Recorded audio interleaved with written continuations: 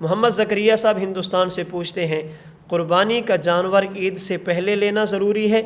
اگر کسی نے عید کے بعد لیا تو کیا قربانی ہو جائے گی؟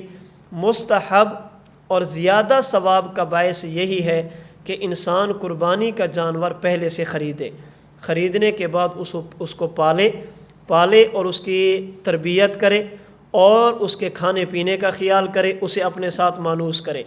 وجہ اس کی یہ ہے، جب 1 مہینہ 2 مہینے تک اس جانور کو پالے گا، اس کے ساتھ اٹھنا بیٹھنا شروع کرے گا، اس کے ساتھ چلنا پھرنا شروع کرے گا، تو اس جانور کی محبت دل میں آئے گی۔ پھر جب قربانی کے موقع پر اس جانور کو ذبح کرے گا تو دل کو تکلیف ہوگی۔ جب دل کو تکلیف ہوگی تو اس پر اجر و ثواب زیادہ ہوگا۔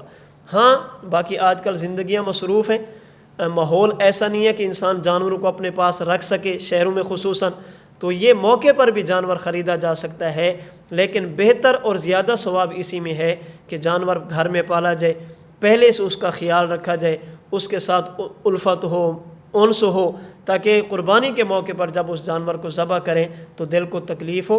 جب دل کو تکلیف ہوگی تو اس پر اجر اور ثواب بھی زیادہ ہوگا۔ باقی اگر عید کے بعد سے مراد یہ کہ 10 ذی الحج کے بعد 11 کو خرید کر قربانی کریں پھر بھی ٹھیک ہے، 12 کو خرید کر قربانی کریں پھر بھی ٹھیک ہے۔ 12 ذی الحج کے بعد قربانی کی نیت سے جانور خریدنا اور اس کو ذبح کرنا یہ قربانی نہیں کہلائے گی۔ ہاں، یہ صدقہ ہوگا، نفل ہوگی، یہ قربانی نہیں بن سکتی۔ جو اجر و ثواب اللہ نے قربانی پر رکھا ہے وہ ان چیزوں پر نہیں ہوگا۔